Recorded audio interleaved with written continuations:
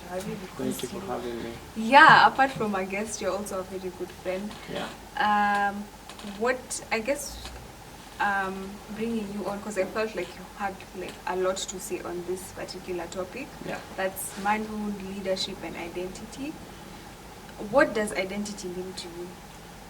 Identity is informed from Miles Monroe. Miles Monroe talks about 5 things that every human being on earth is grappling with. And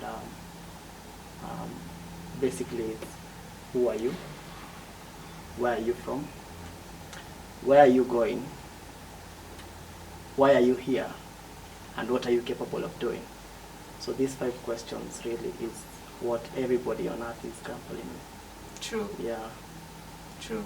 I agree. Those are questions that we ask ourselves, and sometimes we think we have it figured out, and then something happens, and then you're not sure anymore. So I feel like it's a constant journey of answering those questions. Yeah, there's a lot that you do actually, apart from speaking. You also run your own organization. You're working. You're also studying. In all that you do, is it a way of finding yourself? Yeah, that's a very good question. Let me take you back to when I was in high school. As a young boy, I was very influential. I was in a position of leadership. I was a leader in race making. I was a leader in strikes. Okay, I don't know if those are called leaders. Okay, just hang with me. But I was a leader in strikes, and I was very good at mobilizing people just to take them to the neighboring gas schools. But I used to take them there to do homework. What did you think? Not so good things, I thought. Yeah, so when I finished high school, my sister called one day, looked at me with the eyes of Goethe, who said, look at that man the way that he is. He only becomes worse. But look at him as if you are what he could be. He becomes what he should have been. Because I had planted myself in a toxic crowd, in a toxic environment, a place where I couldn't grow positively as a leader. And then she took me to a program called Vuma, and actually that's where I met you. And in Vuma I learned to be vibrant in purpose, anchored in my principles, maturing person, and unveiling my potential. So when I finished this program, I was on fire day and night. I was very ambitious and inquisitive. And I started grappling with the question, who am I? Why am I here? Where am I going? I started asking myself, what am I capable of doing? And I discovered from a saying I had from Mahatma Gandhi, that I have to lose myself to find myself. And he said, the best way to find yourself is to lose yourself in the service of others. So everything I do, I started orchestrating events, I started working in ministry, I started doing things that are aligned to service, because I wanted to find myself. Because finding yourself is a process, it's not, you will not wake up one day and say you found yourself fully, because 90% of humans die not getting to 10% of their true ability. True. Yeah. True. Yeah. I agree with that. And there's also something that you do say, that everyone is a leader trapped inside a follower. Is it really realistic to say that everyone is a leader or capable of leadership? Yeah. So let me first of all define leadership. And this definition comes from Dr. Miles Monroe again. He says, leadership is the capacity to influence others through inspiration, motivated by a vision, birthed by a conviction, and ignited by a purpose. Leadership is so pivotal in everyone and everybody's life, because everyone is a leader at an area of gifting. Because everybody possesses a gift. When you look at your team over here, everyone who is around here is a leader at their own area of gift, because there's people who are doing production. There are people who are doing whatever they're doing, but if they're not following as followers, they're following you in their area of gifting. And you are here sitting down interviewing me, right? So you are leading, right? Yes. And I'm leading as well. Yeah, so when I think of a leader is basically someone who, leaders are very unique people. Leaders do not think like followers. Leaders used to be followers, you know, because it's a mindset that you have to possess, you know. If you want to be an impactful personality, you've got to develop certain types of thinking and perception that change the way you see yourself and see the world. I call that the spirit of leadership. Who we are is the leadership spirit. How we think is the spirit of leadership. Who we are is the ability. How we think is the mentality. Okay. Yeah. So you're saying everyone has the potential to be a leader in the area of gifting, but not everyone does get there. There are a lot of people who still end up as followers. That's so true. Yeah. Yeah. Then what makes the distinction that of someone who will get there and someone who won't get there? The distinction comes from a perception that you have about the way you see yourself and see the world. Because I told you who we are is the leadership spirit. How we think is the spirit of leadership. Who we are is the ability. We have been given an ability to lead, because in every seed there's a tree in it. But the potential of success of that seed, of that tree, is in that seed. So every seed has to become a tree. But some seeds don't get to the point of becoming a tree, because when you plant it in an unfertile soil, or when you put it on this carpet, it won't grow, right? So yeah, it depends with your mindset, your mentality, your environment, and your positioning. Okay. You also are very, you advocate a lot on people's development, self-development. Yeah. How can one develop themselves as a person? People development is essential to building a legacy. This is so simple, I don't want you to miss it. Jesus never built a building. I am a man of faith, so I talk about Jesus because I believe he's the greatest leader who has ever lived. He never built a building. He built people. And his organization has stayed there for thousands of years, right? So for you to develop yourself, you have to believe, firstly, that you are a leader, and then you have to have atomic habits. I call them atomic habits from the book Atomic Habits. Yeah. Small habits, right? Good book. So we have to get to a point of small steps to move forward, you know. Many people have this giant staircase and they're looking at the top, but they forget to look at the next step. So self-leadership is essential to self-development. You have to lead yourself and then develop yourself. Yeah. And in the process of self-development, we do, and even in the journey of life, we do have failures and we do have setbacks. Have you at any point ever let your setbacks or failures define you? I have not at any point gotten to a place where I'm defined by my failure, because as I told you, I have a deep sense of my purpose, and I have a deep sense of where I am going. So I believe for you to move forward, you have to fail early and fail fast and fail forward. So failure is essential to growth. So when I fail, I embrace it and I'm grateful. Yeah. That's really key. Yeah. Because I feel like a lot of people, when they fail or they fall, they actually have a pity party and they stay there for so long. And even being around such a person is toxic. Yeah, I tell people if life knocks you down, try and land on your back. Because if you can look up, you can get up. That's really Yeah. nice. Yeah. I hope I remember that next time I fail. I really hope I do. Yeah. And you, like you said, you have this really deep sense about your purpose and who you are. Have you ever faced an identity crisis, or have you always known who you are and what you're meant to do on this earth? I faced an identity crisis when I started orchestrating events. I remember my first event, I was filled with purpose, I was filled with passion, you know, and I managed to mobilize up to 800 youths, you know.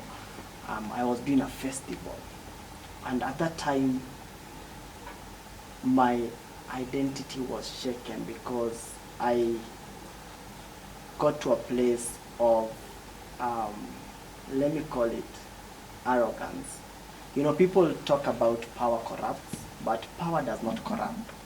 Does not corrupt anything, because power is something that is given by God. Power simply reveals a corrupt leader. So I was a corrupt leader, you know, and I loved money at that point, and God really shaped me to understand that you don't get attached to phases, you know. We get attached to good phases and we get attached to bad phases. If it's an addiction, you get attached to cigarette smoking, you know, all that. But the worst attachment is good phases. So I was winning, you know, and I was going big, you know. But God told me, you have to leave this, and it was so difficult for me. So I got to talk to the management team, and I was talking to the organizers, and I told them, you know what, I am leaving this. I am going, because God showed me somewhere else. It's something I have built, but I decided to leave it because my identity was really shaken, and I felt like that's what's informing my identity as Joy. Yeah. Okay. And in that situation where we do realize we have fallen, or we're in those dark moments, Yeah. you realize a lot of people don't like sharing about their dark moments or their sad moments or their difficult moments. Social media is like a platform where we only share the highlights, the good parts, the fun parts, the beautiful parts, the sunshine and the rainbows. We don't share the crying and the hurting and the pain. And I know for sure you as a person believe a lot. You are very open and very vulnerable. Why are you vulnerable, and what is the importance of being vulnerable, especially as a leader and especially as a man? Because men are told men don't cry. Yeah. They should not cry. You should like hold it up and be strong and manage. Because I think women, it's the opposite. We're more emotional, more open to talking and having conversation and seeking help. But it's very contrary to what happens when you're a man. Yeah, that's so true. Actually, men who don't cry are not confident enough to let out their emotions. And it's dangerous to give power to a leader who cannot verbalize or enunciate his emotions well. So if you give power to such leader, they lack empathy. Look at Jesus when he was going to the tomb of Lazarus. He gets there and starts crying. Why are you crying, Jesus? Mary knows. Mary is crying because she's sad because Lazarus is dead, obviously, right? And Martha is crying because she's mad at Jesus. He came late. But Jesus knows he's going to resurrect Lazarus. But Jesus comes into the room and cries. There's camaraderie, and there's a koinonia that is formed when people there get into a room with people who are mourning, and they become emotional again. So your question was about vulnerability, right? Yeah, why should we be vulnerable?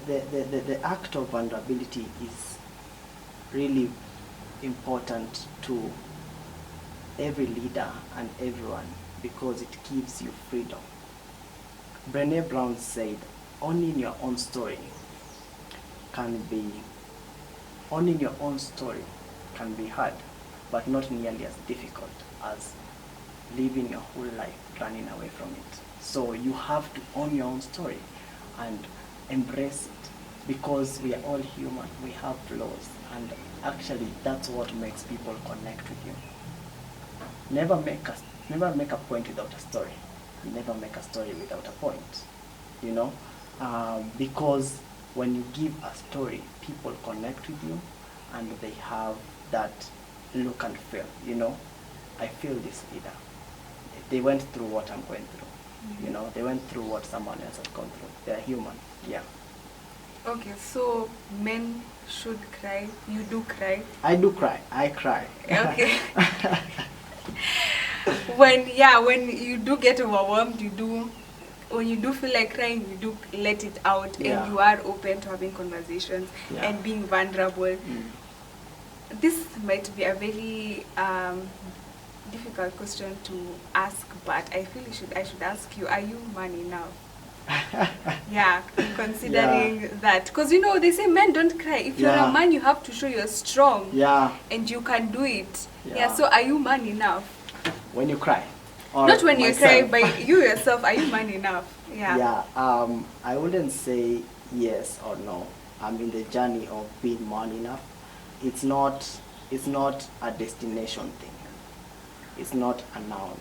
Man enough is not a noun. It's a verb. It's a doing word. You know, you have to keep on doing manly and keep on aligning yourself to manhood, you know, every day. Yeah, so I believe it's something that you don't wake up one day and say I'm man enough. You act to it, you show up to it, and you become something that can be captain and can last, you know. That's being man enough, you know. Yeah. Yeah, I agree, because even women do face pressure, but also men do face a lot of pressure from the society. You are seen as a provider, the leader, and I guess sometimes people do cave in to that kind of pressure where they feel they may not be man enough or be able to live up to that expectation of what a real man looks like. Yeah. So how do you rise above such kind of pressure? Or maybe you've already caved in and you know what, you don't feel like you're a real man or you're man enough. How does a man or rise above that? Yeah. That's really important for men to know, and as well a very good question, because real men don't know what it takes to be a man, you know. And for me, this is informed from Simon Vevy's program. I did it some years ago, Man Enough. Man Enough simply states that a real man takes initiative, lives responsibly, a real man leads sacrificially, a real man loves faithfully, and a real man leaves a worldwide legacy. It's also informed from the acts of service, you know. You have to be a man of service, a man of loyalty, a man of integrity, a man of courage, you know, and a man of knowledge. Yeah, so for you to be a man, you have to have these 5 essential things, you know. You have to take initiative, you have to live responsibly, you have to live sacrificially, you have to love faithfully, you have to leave a worthwhile legacy. That's the cocoon that, Those are really, really heavy and points that I think every man should think about. Yeah. Yeah, and just have a meeting with yourself and think along those lines. That's a really, really, really foundational place to start. And I know you do actively take part in a program called Man Enough. Could you just tell us a little bit about that program and what kind of men would you advocate to take part in that program? Um, the men that will benefit from this is actually, it doesn't have specific, a specific type of like man who should come and sit down and be a part of Man Enough. Man Enough is a journey. Man Enough is a 10-week transformational program that helps men get to another level of manhood, and it helps men to get to a place where they are among men. You know, the Bible talks about iron sharpening iron. You are sharpened when you're in Man Enough. I suggest that if you are a man and you are looking for an identity as a man, you have to be part of Man Enough. If you are a man and you are in a place of service to the society, you have to be part of Man Enough. If you are growing as a man, join Man Enough. Grow with other men. If you are looking for a brotherhood, join Man Enough. You'll find other men and you'll sharpen each other in Man Enough. Yeah, I guess that's quite enough for any man who Yeah. hasn't been part of the program to try it out. Yeah. If you as a person, Joel, was stripped of every identity, of every role, of every title, of every certification that you have, what would remain? What would be left? For me, the only thing that will remain is a deep sense of my purpose, which is simple. My purpose is to transform followers into leaders who are agents of change and to help people get to their full potential. That's something that you can't remove out of me. You can't remove light in a bird. You can't remove the ability to swim in a fish, you know. So that is what God has given me.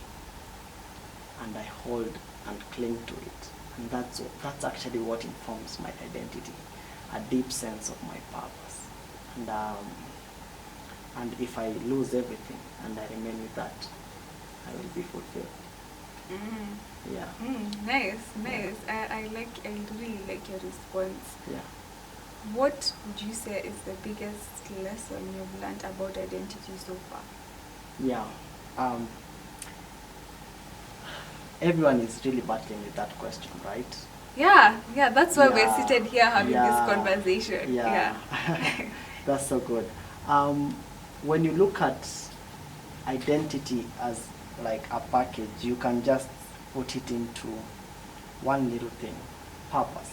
If you have a deep sense of who you are and why you are here, you know, you have fullness in your identity. If you have a deep sense of your purpose will inform your vision. Your vision is your future in Technicolor. Your vision is your future in pictures, right? And you can't know your future if you don't know your purpose. So when you have your vision right and your purpose right and a deep sense of where you're from, that actually informs your identity. Yeah. I will not add anything more to that. Yeah. I feel you really sealed it. And I hope having this kind of conversation does help people a little bit more realize that it is important to know your identity. And if you are struggling, that you're not alone, Yeah. that we are all in the process of doing that. Just don't stop, and look the right places. And I hope that this will be one of those places. Thank you for coming on. Thank you for having me. It was a pleasure having you, and I look forward to having you on more sessions and just having more conversations about stuff that we do go through in everyday life. I'm looking forward. Thank you.